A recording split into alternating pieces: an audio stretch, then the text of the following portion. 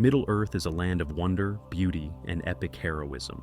But hidden behind the tales of valor and light are shadows, deep, ancient, and terrifying. You may think Sauron was the pinnacle of fear, the master of all darkness. But what if I told you?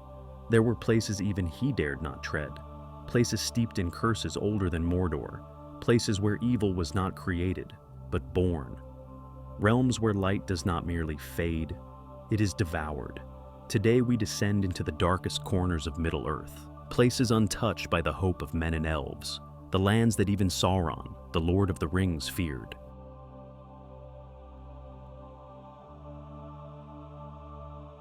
South of Mordor, beyond the Ash Mountains and across burning deserts, lie the forgotten regions of Far Harad.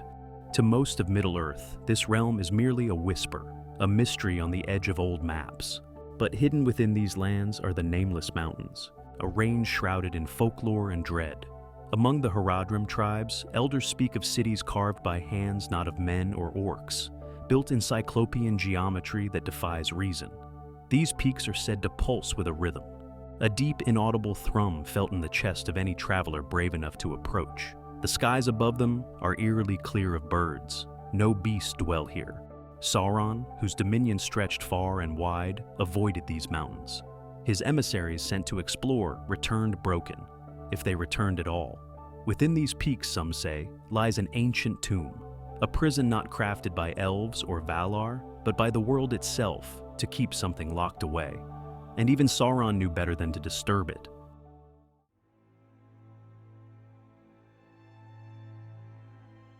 Beneath the misty mountains lies a kingdom carved from stone and shadow, once the greatest realm of the dwarves. Its name echoes in legend, Khazad-dûm, later known as Moria. Long before its fall, it was a marvel of craftsmanship and wealth. But the deeper the dwarves delved, the closer they came to something ancient and sleeping.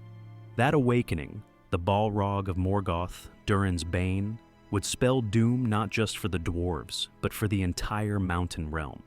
Yet, what is often forgotten is this. Even the Balrog did not dwell at the lowest depths. There are tunnels in Moria so old, so deep, that even dwarven memory cannot name them. Gandalf himself warned of nameless things that gnaw at the roots of the world, older than Sauron, older even than Morgoth.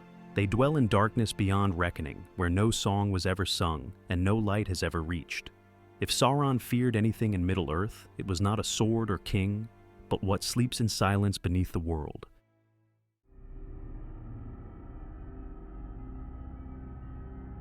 To the north of Mordor stretch the Dead Marshes, a vast, desolate mire filled with treacherous bogs and creeping mists.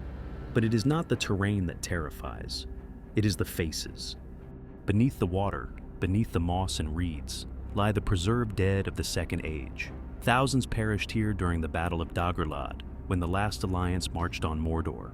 Elves, men, and orcs all fell, and their memories have not left. Their corpses lie perfectly still beneath the water, yet their eyes remain open, gazing upward. Frodo saw them. So did Gollum. So did many unfortunate wanderers who never came back. What curse holds them there?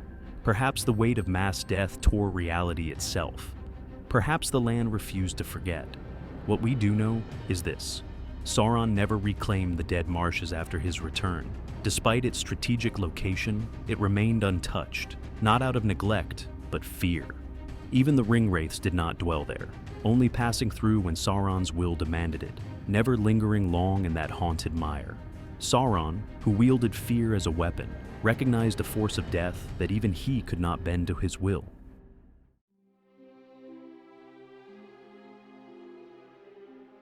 Stretching like the spine of Gondor are the White Mountains, majestic, snow-capped, and haunted. But hidden within them is a dread path, the Paths of the Dead. In the days of the Last Alliance, Isildur called upon the men of the mountains to join the fight against Sauron. They swore an oath and broke it. Their punishment was severe, eternal unrest, bound to the mountain by a curse older than any sorcery wielded in Mordor. These were not wraiths created by dark magic. These were spirits imprisoned by justice itself. Not even Sauron, with all his mastery over death and the undead, could summon or manipulate these oathbreakers. Their curse was beyond his influence. Aragorn, the heir of Isildur, was the only one with the authority to release them. Until then, they guarded the mountain pass with an eternal, spectral hatred. It's telling that Mordor never launched an invasion through the White Mountains. It wasn't strategy, it was avoidance. Even the Nazgul, creatures bound by undeath, did not pass through the mountain's cursed halls. For this was a prison of honor, and Sauron's evil held no dominion over it.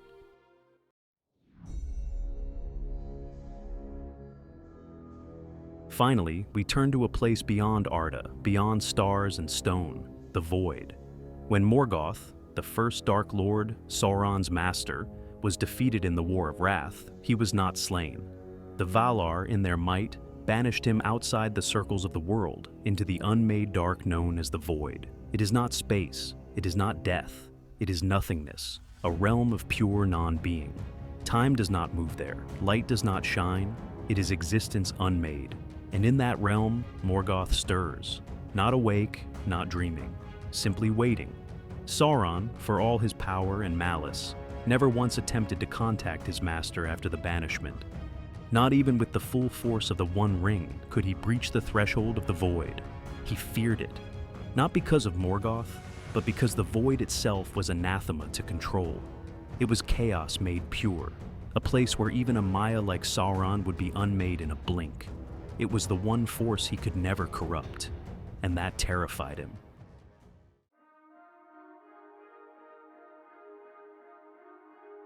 In his arrogance, Sauron saw himself as the ultimate master of life, death, and fear. But even he knew his limits. He saw the cursed mountains and turned away.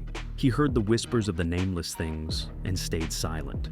He gazed upon the dead marshes, the cursed spirits, and the eternal void, and he did not dare. These places remind us that Middle-earth is far older, far deeper, and far stranger than the tales of war and rings suggest.